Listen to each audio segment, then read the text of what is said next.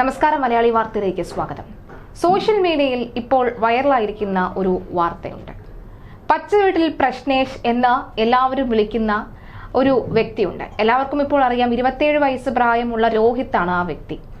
അതായത് വൃത്തിഹീനമായ സാഹചര്യങ്ങൾ ഉണ്ടെങ്കിൽ അവിടെ നിന്നും വൃത്തിയാക്കി അത് പൊതുജനങ്ങൾക്ക് ഉപയോഗിക്കത്തക്ക വിധത്തിൽ അതാക്കി കൊടുക്കുന്ന ഒരു രീതിയായിരുന്നു പണ്ട് കാലഘട്ടങ്ങളിൽ, അല്ലെങ്കിൽ ഈ ഒരു യൂട്യൂബ് വീഡിയോ തുടങ്ങുമ്പോൾ രോഹിത് ചെയ്തിരുന്നത്. അതുകൊണ്ട് തന്നെ രോഹിത്തിനെയും രോഹിത്തിന്റെ വീട്ടുകാരെയും ഫാമിലിയും ഒക്കെ ഇഷ്ടപ്പെട്ടുകൊണ്ട് അനവധി സബ്സ്ക്രൈബേഴ്സ് രോഹിത്തിനുണ്ടായിരുന്നു. കഴിഞ്ഞ വർഷവും മറ്റൊരു യൂട്യൂബ് ചാനലിൽ ഉണ്ടായിരുന്നപ്പോൾ തന്നെ വീട്ടുകാരും ഈ വിവാഹം കഴിഞ്ഞ ദമ്പതികളും തമ്മിലുള്ള വഴക്ക്, പിന്നാലെ അവർ ഒന്നിക്കുന്നു, അങ്ങനെ പല നാടകവും നമ്മൾ കണ്ടതാണ്. അതുപോലെ ഇതാ വീണ്ടും ഇവിടെ ഒരു പ്രശ്നം സംഭവിച്ചിരിക്കുന്നു. പക്ഷെ ഇത് കാര്യം കുറച്ച് പെശകായി മാറിയിരിക്കുകയാണ്. കാരണം പോലീസ് കേസ് എടുക്കുന്ന സാഹചര്യത്തിലെ കാര്യങ്ങൾ എത്തി നിൽക്കുകയാണ്. കഴിഞ്ഞ ദിവസമാണ് ഗ്രീൻ ഹൗസ് ക്ലീനിംഗ് എന്ന യൂട്യൂബ് ചാനലിലൂടെ വൈറലായ ആലപ്പുഴക്കാരൻ ബ്ലോഗർ രോഹിത്തിനെതിരെ പോലീസ് കേസെടുത്തത്. സ്വർണ്ണാഭരണങ്ങൾ നൽകാത്തതിന്റെ പേരിൽ സഹോദരിയെ മർദ്ദിച്ചു എന്ന പരാതിയിലാണ് ആലപ്പുഴ വനിതാ പോലീസ് കേസെടുത്തത്. മണ്ണഞ്ചേരി തിരുവാതിര വീട്ടിൽ താമസിക്കുന്ന കുതിരപ്പന്തി പുത്തൻ വീട്ടിൽ ഗ്രീൻ ഹൗസ് രോഹിത്തിനെതിരെയായിരുന്നു പോലീസ് കേസെടുത്തത്. സഹോദരിയായ റോഷിനിക്ക് അച്ഛൻ നൽകിയ സ്വർണ്ണാഭരണങ്ങൾ വിൽക്കാൻ ശ്രമിച്ചത് തടഞ്ഞതിനുള്ള പകയാണ് മർദ്ദനത്തിന് കാരണമെന്നാണ് പോലീസ് പറയുന്നത്. കഴിഞ്ഞ 3-നാണ് കേസിന് ആസ്പദമായ സംഭവ വികാസങ്ങൾ നടന്നത്. ഇപ്പോഴിതാ വീണ്ടും പ്രശ്നേഷിന്റെ പ്രശ്നങ്ങൾക്ക് അറുതി വരുന്നില്ല. ജയിൽ നല്ല ആൺപിള്ളേർക്കുള്ളതാണ് എന്നും ഞാൻ നെഞ്ചും വിരിച്ചു പോകുമെന്നുമാണ് പുതിയ വീഡിയോയിൽ പറയുന്നത്. രോഹിത്തിന്റെ വാക്കുകൾ നമുക്കൊന്ന് കേൾക്കാം. ആണുങ്ങൾക്കുള്ളതാണ് ജയിലെന്നും നെഞ്ചും വിരിച്ച് അങ്ങ് പോകുമെന്നുമാണ് പറയുന്നത്.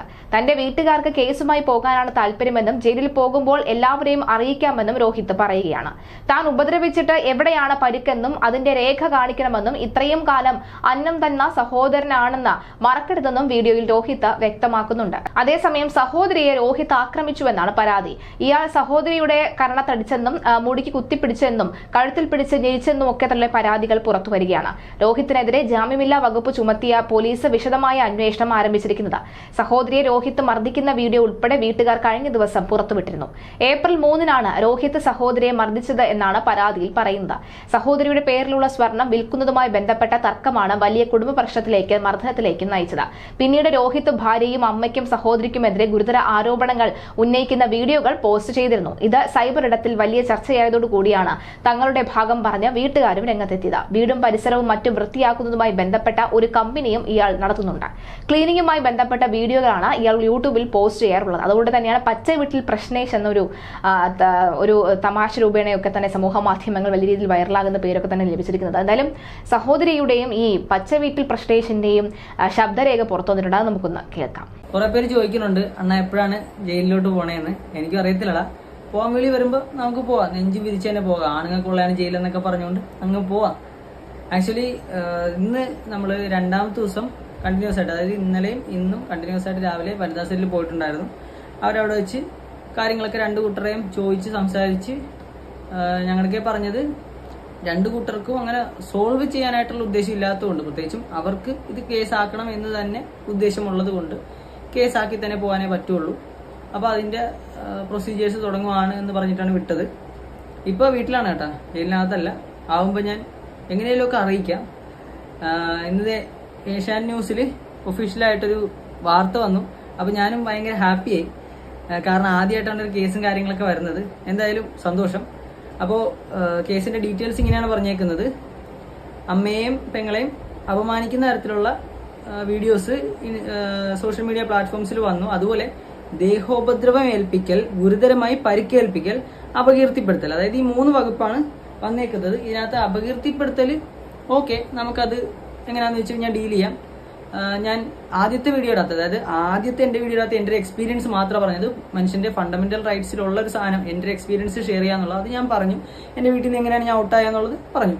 അപ്പോഴത്തേക്കും വീട്ടുകാർ ആ സംഭവം വെച്ചിട്ട് കുറെ യൂട്യൂബേഴ്സിനെയൊക്കെ വിളിച്ച് ഓഡിയോസും വീഡിയോസും ഒക്കെ കൊടുത്തു കഴിഞ്ഞപ്പോഴാണ്, ഓഡിയോസ് കൊടുത്തു കഴിഞ്ഞപ്പോഴാണ് എന്റെ എക്സ്പ്ലനേഷൻ വന്നത്. അത് കഴിഞ്ഞിട്ട് അവരുടെ വീഡിയോസ് വന്നു കഴിഞ്ഞപ്പോഴാണ് എന്റെ അടുത്ത എക്സ്പ്ലനേഷൻ കാര്യങ്ങളൊക്കെ വന്നത്. അപ്പോൾ നമുക്ക് നമ്മുടേതായ ഒരു മറുപടി ഉണ്ട്. പിന്നെ അടുത്ത 2 വകുപ്പെന്ന് വെച്ച് കഴിഞ്ഞാൽ എന്തോ ആക്രമിക്കലും അപകടപരമായി പരിക്കേൽപ്പിക്കലും. വേർ ഇസ് ദ പരിക്ക് മാൻ, വേർ ഇസ് ദ പരിക്ക് ഗേൾ, എവിടെ പരിക്ക്? ഈ പരിക്കെന്ന് പറയാനുണ്ട്. എവിടെ പരിക്ക്? മുഖത്ത് 4 അടി കണ്ടു, കറക്റ്റായി 4 അടി അടിച്ചു. എവിടെയും പറഞ്ഞു കറക്റ്റായി 4 അടി അടിച്ചു. എന്നിട്ട് എവിടെ പരിക്ക്? ആ പരിക്കിന് 4 അടി കൊണ്ട് പാടുവന്നെങ്കിൽ അല്ലെങ്കിൽ ചതവ് വന്നെങ്കിൽ ആശുപത്രി പോയതിന്റെ രേഖയോ എന്തെങ്കിലും സാമാനം ഉണ്ടാവണ്ടേ. ഇതൊന്നുമില്ലാതെ പരിക്കേൽപ്പിച്ചു എന്ന് പറഞ്ഞു കഴിഞ്ഞാൽ പെണ്ണുങ്ങളായതുകൊണ്ട് ഒരു കിട്ടണം. പക്ഷെ ഒരു സഹോദരൻ ഇത്രയും കാലം അന്നം തന്ന സഹോദരൻ പരിക്കേൽപ്പിച്ചു എന്ന് പറയുമ്പോൾ അത്ര നേരം വീഡിയോ ഒക്കെ എടുത്തുകൊണ്ടിരുന്നതാണെന്ന് പറയുമ്പോൾ അവളുടെ കുറച്ച് ക്ലിപ്സ് മാത്രമേ കാണിക്കുള്ളൂ, ഞാൻ കണക്ക് പറയുന്നതിന്. അപ്പൊ അവള് കണക്ക് പറയുന്നതിന്റെ വിഷ്വൽസും കാര്യങ്ങളൊക്കെ എന്തേ പുറത്തു വിടാത്തെ? വൈ എന്തുകൊണ്ട് പുറത്തു വിടുന്നില്ല? അപ്പൊ ഈ കാര്യം, അതായത് അവര് വിടുമ്പോഴത്തേക്കും അവരുടെ സൈഡിൽ നിന്നുള്ള സേഫ് ആയിട്ടുള്ള കാര്യങ്ങൾ മാത്രമേ പുറത്തു വിടുന്നുള്ളൂ, ബാക്കി ഒന്നും വിഷ്വൽസ് പുറത്തു വിടുന്നില്ല. അതുപോലെ തന്നെ അടികിട്ടി ഗുരുതരമായി പരിക്കേറ്റു എന്നൊക്കെ പറയുമ്പോൾ ഇവിടെ അതിനൊന്നുമുള്ള തെളിവ് ഇവര് പ്രൂഫ് ഉണ്ടെന്നും പറഞ്ഞിട്ടൊന്നും കാര്യമില്ല. പ്രൂഫ് ഉണ്ടെങ്കിൽ അത് തെളിയിച്ച് കാണിക്കണം. എനിക്ക് 100% ഉറപ്പായിട്ടും അറിയാം ഇതിനകത്ത് വേറെ പ്രൂഫോ കാര്യങ്ങളോ ഇല്ല. കാരണം ഇവള് വീഡിയോ എടുത്തോണ്ടിരിക്കുമ്പോൾ അടി കിട്ടിയെങ്കിൽ അതിന്റെ വീഡിയോ കാര്യങ്ങളോ എന്താ വരാത്തെ? ഞാൻ ആ ഫോണിലാണ് കയറി പിടിച്ചത്, അവളാണ് എന്റെ കൊങ്ങ കയറി പിടിച്ചത് എന്നുള്ള കാര്യങ്ങളൊക്കെ എനിക്കറിയാം. അപ്പൊ അത്രയൊക്കെ ഉള്ളു പറയാനായിട്ട്. ഇതൊക്കെ നമുക്ക് ഇനി കോടതി പോകണമെങ്കിൽ കോടതി പോയി തെളിയിക്കാം, അല്ലെങ്കിൽ തെളിയിക്കാൻ ശ്രമിക്കാം. എന്താവുമെന്നൊന്നും അറിയില്ല, എന്തെങ്കിലും ആവട്ടെ. ഇനി അകത്ത് പോകണമെങ്കിൽ അതിനും ഞാൻ റെഡിയാണ്, നോ പ്രോബ്ലം. ഇത്രയും കാലം ചെയ്തതിനുള്ളത് തിരിച്ച് കിട്ടിയാലേ ഞാൻ പഠിക്കുള്ളൂ. അത് എന്നെ പോലെ വീടിന് വേണ്ടിയിട്ട് ഇങ്ങനെ കിടന്ന് മുക്കറായിട്ട് ഓടുന്ന എല്ലാ തെണ്ടികളും പഠിക്കണം. എല്ലാ തെണ്ടികൾക്കും ഇതൊരു പാഠമാണ്. അവനവന്റെ കാര്യം നോക്കിയില്ലെന്നുണ്ടെങ്കിൽ ലാസ്റ്റ് ഈ പറഞ്ഞ പോലെ എന്തെങ്കിലുമൊക്കെ വൈരാഗ്യം വീട്ടുകാർക്ക് തോന്നി തുടങ്ങുമ്പോൾ നീയൊക്കെ പുറത്താണ് എന്നെ പോലെ എന്നുള്ളൊരു അനുഭവം മനസ്സിലാക്കിയെടുക്കുക. അത് കാശും പണവും ഈ പറഞ്ഞ കണക്ക് ഗോൾഡും ഒക്കെ വേണമായിരുന്നു. അപ്പം അതിനെ എതിർത്തതിനെ തുടർന്നാണ് ആദ്യം വീട്ടിൽ പ്രശ്നം ഉണ്ടായത്. എൻ്റെ ഗോൾഡ് എന്നുള്ള പേരിലാണ് പ്രശ്നം സ്റ്റാർട്ട് ചെയ്തത്. അന്ന് ആ പ്രശ്നം നടക്കുമ്പോൾ എനിക്ക് പ്രൂഫ് വേണമായിരുന്നു. കാരണം അത് അന്നത്തെ ആ വീട്ടിൽ വെച്ച് നടക്കുമ്പോൾ ഇതിനു മുന്നും കുറേ ഇങ്ങനെ പ്രശ്നങ്ങൾ ഉണ്ടായിട്ടുണ്ട്. അപ്പോൾ പ്രൂഫിന് വേണ്ടിയിട്ട് ഞാൻ എടുത്തു. അല്ലെങ്കിൽ സോഷ്യൽ മീഡിയയിൽ എന്തും ഇടുന്നതുകൊണ്ട് തന്നെ പ്രൂഫ് വേണം എന്നുള്ളതുകൊണ്ട് ഞാൻ ആ വീഡിയോ എടുത്തു വെച്ചു. ആ വീഡിയോ കണ്ടപ്പോൾ ആ വീഡിയോയുടെ ലാസ്റ്റ് കാണാം. അത് കാണുന്നതും അടിക്കുകയാണ് ചെയ്തത്. പക്ഷേ സ്വന്തം ജീവൻ രക്ഷിക്കുക എന്നത് കൊണ്ട് തന്നെ എനിക്ക് ആ അടിക്കുന്ന വീഡിയോ എടുത്ത് വെക്കാൻ പറ്റിയിട്ടില്ല. എനിക്ക് എങ്ങനെയും രക്ഷപ്പെടുക, എൻ്റെ കയ്യിരിക്കുന്ന പ്രൂഫ് നഷ്ടപ്പെടാണ്ടിരിക്കുക, അതായിരുന്നു എൻ്റെ ലക്ഷ്യം. അത് കഴിഞ്ഞ് അമ്മ കിടന്ന് കരഞ്ഞു. എൻ്റെ കൊങ്ങയ്ക്കും മുടിയിലും കുത്തിപ്പിടിച്ചിരിക്കെ അമ്മ കിടന്ന് കരഞ്ഞു കേട്ടിട്ട് നാട്ടുകാർ ഓടി വന്ന് നാട്ടുകാരുൾപ്പെടെ ഇത് കണ്ടതാണ്. ഓടി വന്നതിന് ശേഷമാണ് എന്നെ വിട്ടത്. ആ സമയത്ത് നാട്ടുകാരും കണ്ടതാണ്. ദൃക്സാക്ഷികൾ എൻ്റെ അമ്മയും നാട്ടുകാരുമാണ്. അല്ലാണ്ട് അമ്മ മോനായതുകൊണ്ട് തന്നെ പോലീസിൽ പോകണ്ടെന്ന് പറഞ്ഞു. അതുകൊണ്ട് തന്നെ ഞാൻ പോലീസിലും പോയില്ല. ഡോക്ടറെയും കാണണ്ട എന്നുവെച്ചാൽ അവരവിടുന്ന് ഡയറക്റ്റ് കേസ് വിട്ടാലോ എന്നോർത്ത് വേണ്ടാന്ന് പറഞ്ഞു.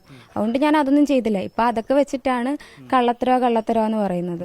കയറി പിടിച്ചു. അന്ന് അടിച്ചിട്ട് നേരെ കൊങ്കേറി പിടിക്കായിരുന്നു. ആ ഫോൺ എങ്ങനെയും വാങ്ങാന്നുള്ള ഉദ്ദേശം തന്നെ ആയിരുന്നു. ഞാൻ കൊടുത്തില്ല. അങ്ങനെ ചോദിച്ചാൽ എനിക്ക് കറക്റ്റായിട്ട് അറിയില്ല. പ്രശ്നം എന്ന് പറഞ്ഞാൽ ഇവന് കാർ എടുക്കണോന്ന് പറഞ്ഞ്, ഇവന് ഗ്രീൻ ഹൗസിൽ വണ്ടി വേണമല്ലോ. അപ്പോൾ വേറൊരു കൊച്ചിന്റെ വണ്ടിയായിരുന്നു കൊണ്ടുപോയിക്കൊണ്ടിരുന്നത്. അപ്പോൾ ഇവനൊരു കാർ എടുക്കണമെന്ന് പറഞ്ഞു. അപ്പം പുള്ളിക്കാരന് മറ്റേ വണ്ടിയുടെ ലോൺ വെച്ച് എടുക്കാം, അപ്പം പലിശ കൂടുതലാന്ന് പറഞ്ഞു. അതുകൊണ്ട് അമ്മ നമ്മുടെ ഇവളുടെ ഇതുണ്ടല്ലോ, നമുക്കത് പണയം വെക്കാം. ഞാൻ പറഞ്ഞു ശരി. നമ്മൾ അവൻ്റെ ഒപ്പം നിൽക്കുവാണ്, അവൻ എന്ത് ചെയ്താലും അതിന് സപ്പോർട്ടായിട്ട് ഞങ്ങൾ രണ്ടും നിൽക്കുക. അപ്പം ഞാൻ പറഞ്ഞു ആ ശരി തരാമെന്ന് പറഞ്ഞു. അങ്ങനെ ആ സ്വർണം ഏതാണ്ട് 8 പവൻ എങ്ങാണ്ട് ഇവന് ലോക്കറിലിരുന്നാണ്. അതെടുത്ത് ഇവന് വണ്ടിക്ക് പണയം വെക്കാൻ വേണ്ടി കൊടുത്തു. അപ്പോൾ അവൻ തന്നെ പണയം വെച്ച് അങ്ങനെ അവൻ ഞാൻ എപ്പോഴും പലിശ അടയ്ക്കെന്ന് പറയാം. അവൻ പലിശയൊക്കെ അടച്ചുകൊണ്ടിരിക്കുവായിരുന്നു. അപ്പോൾ ഒരു ദിവസം ഇവർക്ക് പെട്ടെന്ന് പോകാനുള്ള എല്ലാം ശരിയായി വന്നപ്പോഴത്തേക്ക് ഞങ്ങൾ പഴവീട്ടിൽ മീനഭരണി എന്ന് പറഞ്ഞ ഒരു ഉത്സവമുണ്ട്. അത് കാണാൻ ഞങ്ങൾ രണ്ടും കൂടെ പോയി പിറ്റേന്ന് വന്നപ്പോൾ മുതൽ ഇങ്ങനെ ഓരോ കാര്യം പറഞ്ഞ് ഇവൻ വഴക്കുണ്ടാക്കുന്ന. അപ്പം തന്നെ ഇതുങ്ങൾ വിറ്റ് പൈസയാക്കി. അപ്പം ഞാൻ പറഞ്ഞു എന്തിനാ അങ്ങനെ അപ്പം ആദ്യമൊന്നും സമ്മതിക്കുന്നില്ല, വിറ്റെന്ന് പറയുന്നില്ല.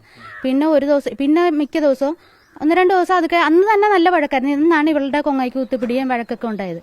അത് കഴിഞ്ഞ് പിന്നെ 1-2 ദിവസം ഞങ്ങളിവിടെ ചോറൊന്നും വെച്ചില്ല. എപ്പോഴും ആഹാരം കഴിക്കുന്നതിന്റെ കണക്കും ഭയങ്കര ബുദ്ധിമുട്ടായിരുന്നു ഞങ്ങൾക്ക്. അങ്ങനെ ഈ വഴക്കൊക്കെ കഴിഞ്ഞ് 4-5 ദിവസം കഴിഞ്ഞപ്പോൾ ഇവർ 1-2 ദിവസം തന്നെ മേടിച്ച് ഇവിടെ വെച്ച് കഴിക്കുകയൊക്കെ ചെയ്തു. ഞാൻ വെക്കാൻ ഇവർ അവളുടെ വീട്ടിലോട്ട് പോയി കഴിഞ്ഞ് പിന്നെയും രാത്രി കാലങ്ങളിൽ വന്ന് കിടന്ന് ചുമ്മാ ആവശ്യമില്ലാതെ എന്തെങ്കിലും 2-3 തുണി അവരുടെ എന്തെങ്കിലും സാധനം എടുത്തുകൊണ്ട് പോയിട്ട് കിടന്ന് ഞാനുമായിട്ട് അല്ലെങ്കിൽ എന്തെങ്കിലും പറഞ്ഞ് വഴക്കായിരുന്നു. അങ്ങനെ ഭയങ്കര ബുദ്ധിമുട്ടായി. അപ്പം ഞാൻ പറഞ്ഞ് പിന്നെ ഒരു ദിവസം വന്നപ്പോൾ ഇത് കണക്ക് ഞാൻ പറഞ്ഞ് നീ ഒരു പണി ചെയ്യണം, സ്വർണ്ണം എടുത്ത് തരണം. അത് കണക്കിന് ഈ വീടിന്റെ എഗ്രിമെന്റ് അവന്റെ പേരിലാണ് എഴുതിച്ചത്. അത് ഇവർ പോകുമല്ലേ. അപ്പം ഞാൻ പറഞ്ഞു അത് എൻ്റെ പേരിലോട്ട് ആകെ തരണം, ഞങ്ങൾ പത്രം മേടിച്ച് എഴുതി തരാം, നീ ഒപ്പിട്ട് തരണമെന്ന് പറഞ്ഞു. പിന്നെ വേറെ എന്തോ അപ്പം ഞങ്ങളുടെ കുതിരപ്പന്തിയിലെ വീടിന്റെ താക്കോല് ഇവന്റെ അമ്മായിപ്പൻ്റെ കൊടുത്തിരിക്കുമായിരുന്നു. ആർക്കെങ്കിലും വാടകയ്ക്ക് കൊടുക്കാൻ വേണ്ടി പുള്ളിനെ ഏൽപ്പിച്ചിരിക്കുന്നു. അതും ഇവന്റെ കയ്യിൽ ഇവൻ വണ്ടിയിൽ ഇട്ടുകൊണ്ട് നടക്കുക. അപ്പം ഞാൻ പറഞ്ഞു ഇതെല്ലാം തരണമെന്ന് പറയുമ്പോൾ പുള്ളി തരാനുള്ള ഇതൊന്നുമല്ല, എന്തെങ്കിലും പറഞ്ഞിട്ട് പോകും. അങ്ങനെ ഞങ്ങൾ സഹിയിട്ട് കഴിഞ്ഞപ്പോൾ ഒരു ദിവസം നമ്മുടെ മണ്ണഞ്ചേരി പോലീസ് സ്റ്റേഷനിൽ അവിടെ ചെന്ന് ഒരു പരാതി കൊടുത്ത് ഇത് ഇങ്ങനെയുള്ള സാധനം വേണമെന്നും പറഞ്ഞാണ് കൊടുത്തത്. ഇതൊക്കെ ഞങ്ങൾക്ക് വേണം, അപ്പോൾ സ്വർണ്ണം എന്തുവാണ് ഇവൻ വിറ്റതെന്ന് ഞങ്ങൾക്ക് അറിയണം, അതിൻ്റെ ആ ചീട്ട് കാണിക്കണമെന്ന് പറഞ്ഞു. അപ്പോൾ ഇവൻ എഴുതിയ ഒരു ചീട്ട് കാണിച്ച് എന്താണ്ട് 4.25 പവൻ ഇവൻ ആ 2.5 ലക്ഷത്തിന് വേണ്ടി വിറ്റെന്നുള്ള രീതിയിൽ കാണിച്ചു. അപ്പോഴും ഞങ്ങൾ ഓർത്താ പൊക്കോട്ടെ, പോയത് പോട്ടെ, പിന്നെ ബാക്കി സാധനം കിട്ടിയാൽ മതി, ഞങ്ങൾക്ക് വേറെ ഒന്നും ആരുമില്ല, തരാനുമില്ല, ഞങ്ങളെ സംരക്ഷിക്കേണ്ടവനാണ് അവൻ അവിടെ പോവുകയും ചെയ്തു. ഞങ്ങൾക്ക് സാമ്പത്തികമായിട്ടൊക്കെ ഭയങ്കര ബുദ്ധിമുട്ടായിരുന്നു. അങ്ങനെ അവൻ പോയി കഴിഞ്ഞപ്പോഴത്തേക്ക് ഞാനടുത്ത് കിട്ടുന്നതാകട്ടെ, നമുക്ക് ആ വീടുണ്ടല്ലോ ഒന്നുമില്ല, അത് വല്ലവർക്കും വാടകയ്ക്കെങ്കിലും കൊടുത്ത് അങ്ങനെ താക്കോലും അവിടെ വെച്ച് ഇതൊക്കെ വേണമെന്ന് പറഞ്ഞാണ് എഴുതി കൊടുത്തത്.